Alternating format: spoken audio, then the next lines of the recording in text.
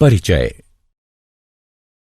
अंकिता, हम जानते हैं कि सभी जीवों में उन्हें जीवित रखने के लिए एक आधारभूत प्रक्रिया चलती रहती है। क्या तुम जानती हो कि जैव प्रक्रम क्या है?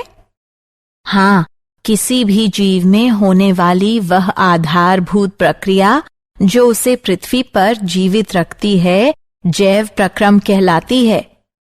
बिल्कुल सही। सभी जीवों में जीवन को बनाए रखने के लिए विभिन्न प्रकार की प्रक्रिया चलती रहती है। इन सभी प्रक्रियाओं के लिए ऊर्जा की आवश्यकता होती है। जीवों को यह ऊर्जा शरीर के बाहर से भोजन के रूप में मिलती है। तो आओ इस विषय में विस्तार से चर्चा करें। उद्देश्य।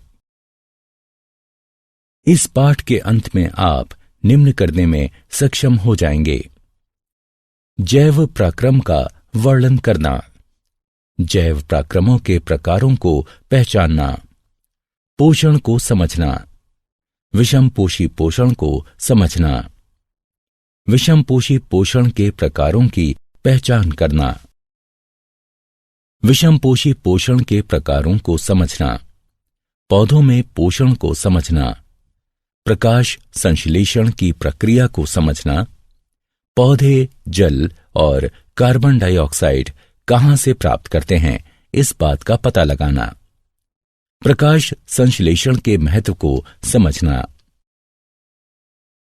जैव प्रक्रम के प्रकार। आधारभूत जैव प्रक्रम निम्न प्रकार के होते हैं: गति, श्वसन, संवेदनशीलता, वृद्धि, प्रजनन, उत्सर्जन, पोषण और परिवहन। गति के दौरान जीव एक स्थान से दूसरे स्थान पर जाते हैं अथवा एक ही जगह स्थिर रहते हुए अपने अंगों को गति प्रदान करते हैं। श्वसन वह प्रक्रिया है जिसमें शरीर द्वारा ग्रहण किए गए भोजन से ऊर्जा प्राप्त होती है। संवेदनशीलता अपने आसपास के वातावरण में परिवर्तन को महसूस कर सकने की क्षमता है। बच्चे से वयस्क होने को हम वृद्धि द्वारा परिभाषित कर सकते हैं। जीव प्रजनन द्वारा अपने ही जैसे और जीव उत्पन्न करते हैं। उत्सर्जन वह प्रक्रिया है जिसमें शरीर में बचे मल को बाहर निकाला जाता है। पोषण वह प्रक्रिया है जिसमें भोजन को ग्रहण करने के बाद में उसे छोटे कणों में तोड़ा जाता है ताकि शरीर उसे अवशोषित कर सके। परिवहन वह प्रक्रिया है जिसमें शरीर के एक भाग में बना पदार्थ शरीर के दूसरे भागों तक पहुंचता है। पोषण। जैसा कि हम चर्चा कर चुके हैं, सभी जीवों में जीवन को बनाए रखने के लिए विभिन्न प्रकार की प्रक्रियाएं चलती रहती हैं। इन सभी प्रक्रियाओं के लिए ऊर्जा की आवश्यकता होती है। जीवों को यह ऊर्जा शरीर के बाहर से भोजन के रूप में मिलती है। भोजन ग्रहण करने और उसको प्रयोग में लाने की प्रक्रिया को पोषण कहते हैं। भोजन एक कार्बनिक पदार्थ है। ग्लूकोज सबसे सरल और स्टार्च सबसे जटिल भोजन है। स्टार्च और ग्लूकोज को सम्मिलित रूप में कार्बोहाइड्रेट कहा जाता है। जब हमें तुरंत ऊर्जा की आवश्यकता हो तो हमें भोजन के रूप में कार्बोहाइड्रेट लेना चाहिए। कार्बोहाइड्रेट के अतिरिक्त भोजन में वसा, प्रोटीन, लवण, विटामिन तथा जल भी होना चाहिए, क्योंकि ये सभी जीवों की सामान्य वृद्धि और विकास के लिए अनिवार्य रूप से आवश्यक हैं।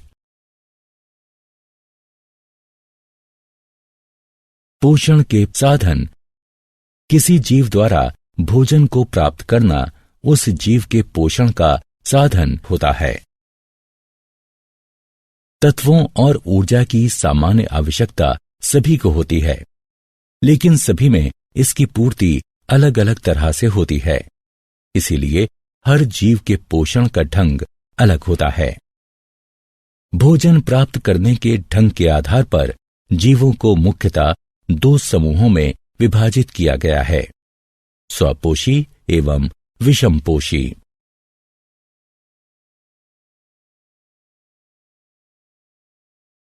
स्वपोषी पोषण। स्व का अर्थ स्वयं और पोषी का अर्थ पोषण है, अर्थात स्वपोषी का अर्थ है अपना पोषण स्वयं करना। स्वपोषी पोषण पोषण का वह प्रकार है जिसमें जीव अपने आसपास के वातावरण में उपस्थित अकार्बनिक पदार्थों जैसे कार्बन डाइऑक्साइड और जल से अपने भोजन का निर्माण स्वयं करता है। हरे पौधे स्वपोषी होते हैं। स्वपोषी साइनोबैक्टीरिया भी इसी प्रकार अपना पोषण करते हैं। इसलिए हम कह सकते हैं कि वे जीव जो कार्बन डाइऑक्साइड और जल से अपना भोजन स्वयं बनाते हैं स्वपोषी कहलाते हैं। स्वपोषी जीवों में हरे रंग का रंजक क्लोरोफिल पाया जाता है जो सौर ऊर्जा को अवशोषित करता है। स्वपोषी जीव अवशोषित सौर ऊर्जा का उपयोग प्रकाश संश्लेषण द्वारा कार्बन डाइऑक्साइड और जल से ग्लूकोज बनाने में करते हैं। प्रकाश संश्लेषण प्रक्रिया का समीकरण ये है। विषमपोषी पोषण।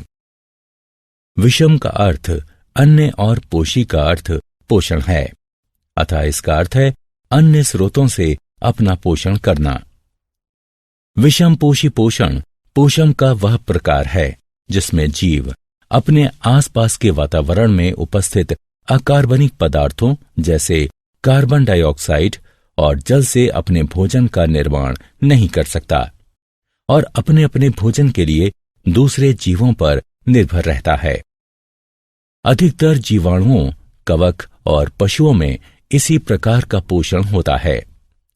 वे जीव जो अकार्बनिक पदार्थों जैसे कार्बन डाइऑक्साइड और जल से अपना भोजन स्वयं नहीं बना सकते तथा भोजन के लिए दूसरे जीवों पर निर्भर रहते हैं, विषमपोषी कहलाते हैं।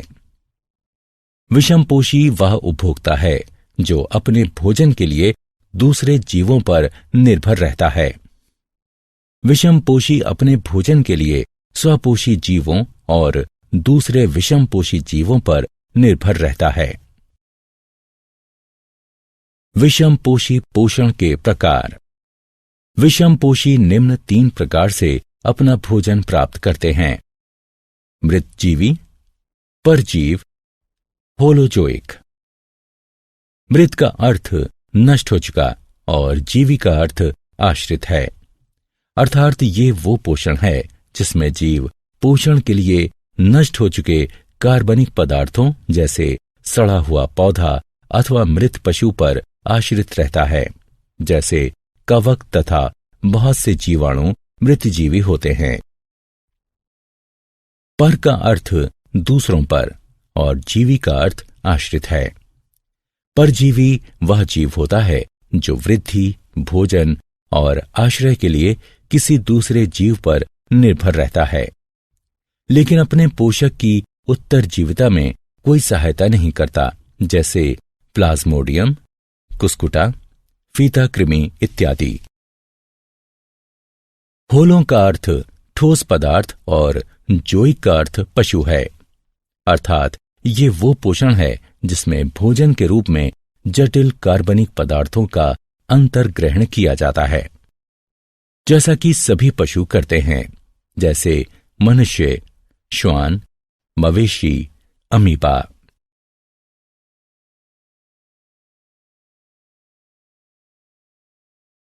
पौधों में पोषण।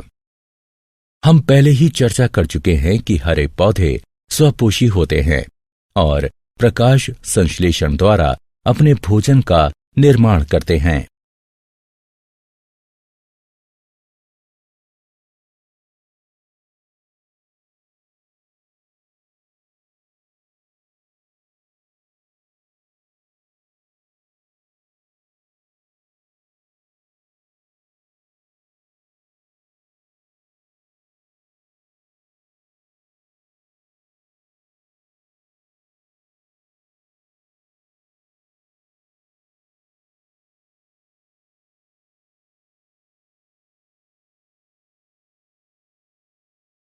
प्रकाश संश्लेषण।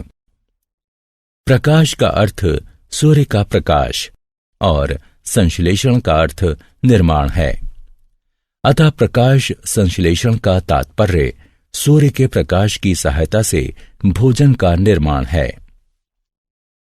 प्रकाश संश्लेषण वह प्रक्रिया है जिसका उपयोग सभी हरे पौधे, नीले हरे शैवाल, साइनोफाइटा और कुछ जीवाणु करते हैं। यह कार्बन डाइऑक्साइड और जल से कार्बनिक यौगिक, मुख्यतः शर्करा बनाने की वह प्रक्रिया है जिसमें ऊर्जा के स्रोत के रूप में सूर्य के प्रकाश का प्रयोग होता है और क्लोरोफिल सूर्य के प्रकाश को अवशोषित करता है। प्रकाश संश्लेषण को संक्षिप्त रूप से इस समीकरण द्वारा दर्शाया जा सकता है। प्रकाश संश्लेषण मुख्यतः 2 चरणों में विभाजित होता है। प्रकाश आश्रित चरण, प्रकाश आश्रित अभिक्रियाएं। इनमें विकिरण ऊर्जा एटीपी के रूप में रासायनिक ऊर्जा में परिवर्तित हो जाती है। अंधकारमय चरण, प्रकाश मुक्त अभिक्रियाएं। प्रकाश आश्रित चरण में बनी एटीपी का उपयोग करते हुए एंजाइम संश्लेषण द्वारा मध्यवर्ती कार्बोहाइड्रेट और अन्य यौगिकों के निर्माण को निरूपित करता है। प्रकाश संश्लेषण की क्रिया निम्न 3 चरणों में घटित होती है। अवशोषण, क्लोरोफिल द्वारा सूर्य के प्रकाश से सौर ऊर्जा का अवशोषण। रूपांतरण, सौर ऊर्जा का रासायनिक ऊर्जा में परिवर्तन। सौर ऊर्जा द्वारा जल का हाइड्रोजन और ऑक्सीजन में टूटना। अपचयन, हाइड्रोजन द्वारा रासायनिक ऊर्जा का उपयोग करते हुए कार्बन डाइऑक्साइड का अपचयन करके ग्लूकोज जैसे कार्बोहाइड्रेट का निर्माण।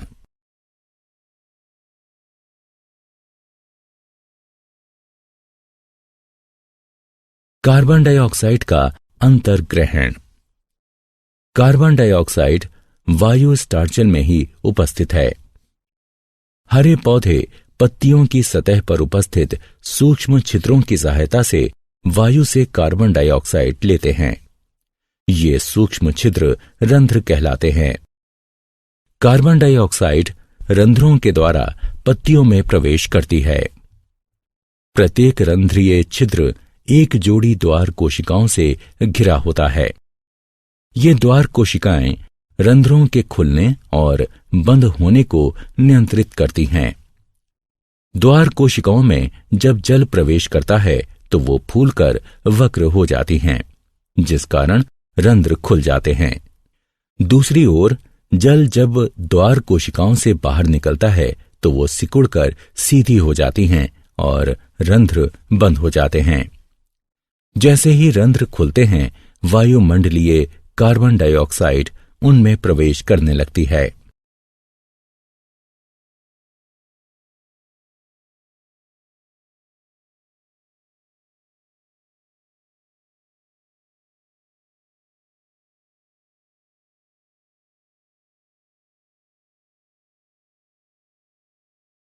जल का अंतर्ग्रहण। पौधों में प्रकाश संश्लेषण के लिए आवश्यक जल पौधों की जड़ें परासरण द्वारा मिट्टी से अवशोषित करती हैं। पौधों की जड़ों द्वारा अवशोषित जल जाइलम नलिकाओं द्वारा पत्तियों में उपस्थित प्रकाश संश्लेषीय कोशिकाओं में पहुंचता है, जहां उसका प्रयोग प्रकाश संश्लेषण में होता है।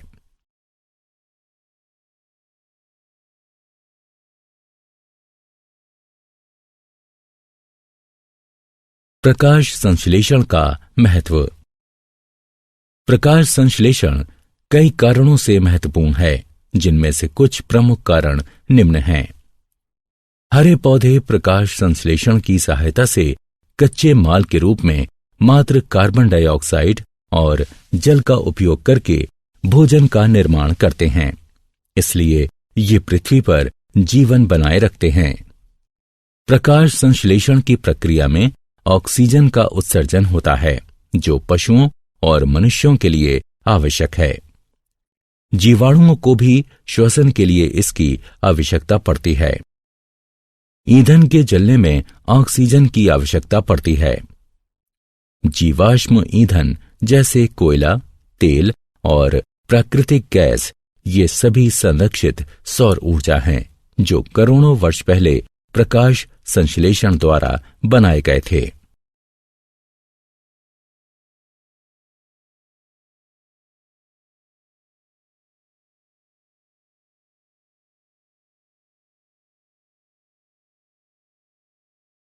क्या आप जानते हैं एटीपी ऊर्जा मुद्रा है। दृश्य वर्ण क्रम से हरे रंग को अवशोषित न कर पाने और उसे परावर्तित करने के कारण पत्तियां हरी दिखाई देती हैं। नीला और लाल प्रकाश प्रकाश संश्लेषण के लिए सबसे उपयुक्त है। प्रकाश आश्रित अभिक्रियाएं क्लोरोप्लास्ट के थाइलेकाइट में होती हैं। कार्बन डाइऑक्साइड का यौगिकीकरण क्लोरोप्लास्ट के ग्राना में होता है। प्रकाश ऊर्जा की छोटी छोटी थैलियों, जिन्हें फोटॉन कहते हैं, इसके रूप में उत्सर्जित होता है। जल का टूटना प्रकाश अपघटन कहलाता है।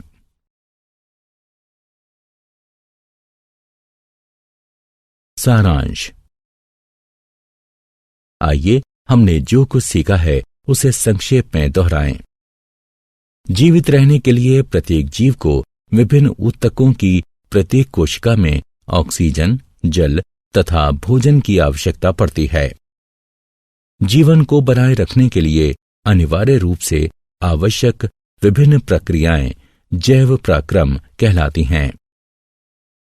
गति, श्वसन, संवेदनशीलता, वृद्धि, प्रजनन, उत्सर्जन, पोषण और परिवहन प्रमुख जैव पराक्रम हैं। जैव पराक्रमों के चलते रहने के लिए प्रत्येक जीव को ऊर्जा की सतत आवश्यकता होती है।